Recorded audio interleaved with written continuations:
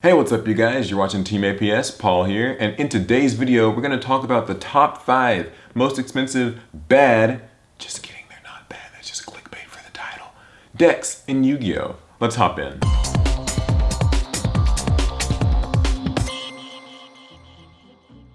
So what do I mean by most expensive bad Yu-Gi-Oh decks? Well, as we know, meta decks tend to be really expensive. You'll have to get some kind of playset of a card that's like a secret rare and costs like 60 or 80 bucks each. I mean, we've had plenty of examples of meta decks that had multiple secret rare cards you had to have lots of copies of, and they could easily go from like anywhere from $200 to like $600, $700, $800, especially if you wanted to go max rarity and all that stuff. But these are the decks that surprisingly are quite expensive but aren't actually competitive. So yeah, obviously bad's an exaggeration here, but these decks definitely are not like top of the meta decks, but they still can get really pricey when you want to max them out. The first deck is Necroz. And this is one that people have kind of known about for a while. Necroz monsters were printed in Secret Forces, and that's kind of the only printings that they got. So for that reason alone, they're quite expensive. If you look at the prices of cards like, Necroz of Valkyrius or Necroz of Brionic, they're, they kind of hold their price. They're up there. And, getting a full copy of this deck can still run you around like maybe 200 bucks, like a little bit less, just depends on like what you include and rarities and stuff for other cards. But yeah, it's definitely a weird deck. I think that the reason it's so expensive, besides just being printed once, is because in the back of a lot of people's minds, they do still believe in Necroz. They feel like, one day it could come back. One day Konami could, take Shrit off the ban list and maybe move Unicorn and Brionic or like with Preparation of Rights to like 2 or something, and this deck can maybe compete again. And trust me, I would love to see it. Necroz is actually one of my favorite decks, so, power to them. But yeah, I mean, even despite not being all that competitive, it's a little pricey to get your hands on. The next deck is a really weird one, and that's Crystal Beasts. So Crystal Beasts, by most, metrics, suck. They're an old archetype from GX. They, even in their prime, didn't do very much, and right now they're just like bleh. They're supposed to be getting some new support cards, but who knows when that's coming out, and it just, all in all, not that great. But have you ever looked at the prices of some of the Ultimate Rare Crystal Beast cards? Crystal Beast, I think it's Sapphire Pegasus comes Ultimate, Topaz Tiger comes Ultimate, and Rare Value comes Ultimate. And I feel like I'm probably forgetting something else. And like if you wanted to run Rainbow Dragon, if you wanted to get Ghost Rare copies of it, things like a lot of money. I kid you not, people, like go on TCG Player, my sponsor, check them out, and like look up the prices of like the Ultimate Rare versions of this stuff. It's kind of crazy.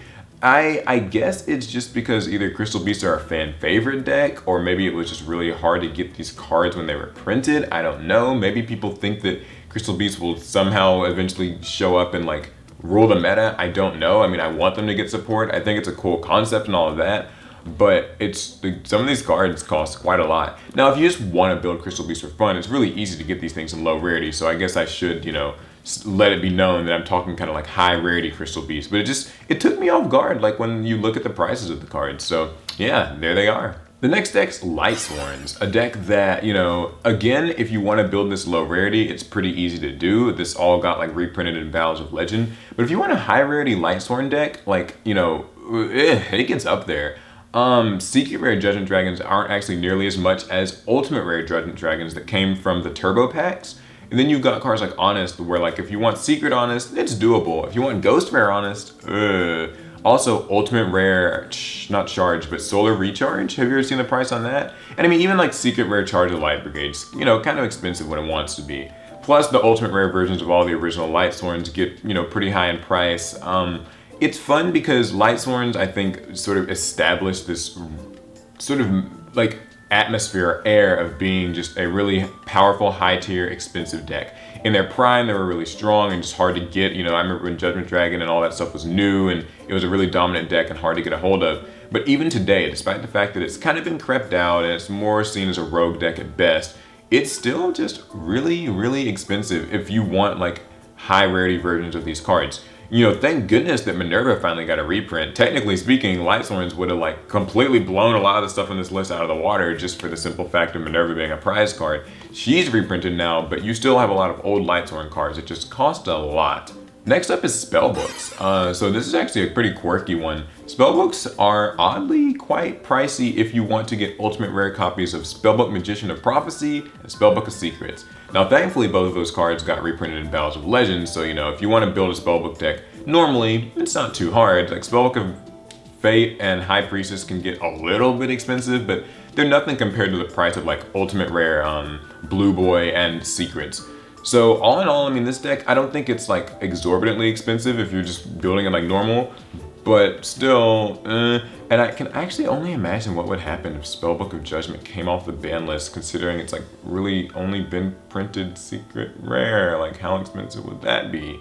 So it's just things to think about. And I think that, I can't really explain why the deck is like this. I guess it's kind of got a similar vein to other things like Necroz or Lightsworns on this list, where it was so dominant at a time and so expensive at a time that the price just sort of stuck and carried. And that's my explanation for it. Next we've got Mermails, a deck that is like many others in this list, kind of had former glory, kind of was a meta deck for a while, a very dominant one at times. Not so great anymore, but still really pricey. Battles of Legends seems to come up a lot in this video. It reprinted Mermail Abyss Teus, but before then, Mermail Abyss Teus was actually really pricey. It was like, I think 20 plus bucks, depending on like where you were buying from to get copies, especially if they were ultimate rare. And then you still have things like, secret rare Megalos, ultimate rare Abyssland, and the real troopers are like the ultimate rare Atlanteans, because Dragoons and Marksmen were both printed ultimate rare in Astral packs, and those things, ooh, they really get up there in price, like, 30, 40 bucks a piece, like kind of depending on where you're buying from. And so this deck really can, like, it can get really high. And funny enough, it's one of my favorite decks. Like, actually every deck on this list I like to some varying degree, but Mermails are like especially high up there. I remember when I was building Mermails a couple years back, like just for fun, this was when Trishula had just come off the ban list, around the time like Dragoons came to 2, and I was like, oh cool, like I want to build this deck again. It didn't end up being anything particularly crazy, in performance at least, but I was looking at the prices and I was like, damn, this deck's like actually really expensive, I wonder why.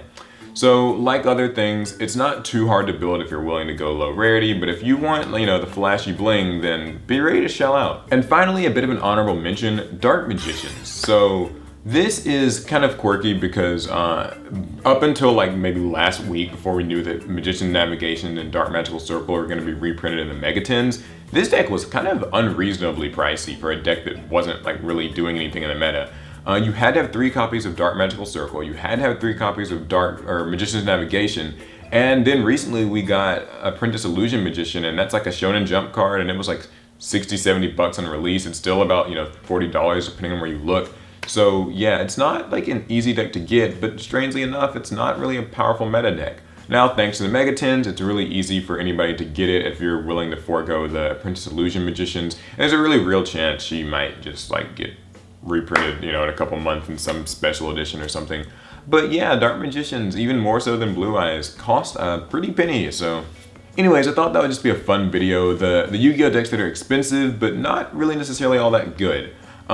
So just in case it wasn't clear to anybody, the whole bad is obviously me being sarcastic. But yeah, these decks, they're not like top of the line meta decks, but golly, be ready to like really rip open your wallet if you want to get them. In high rarity at least.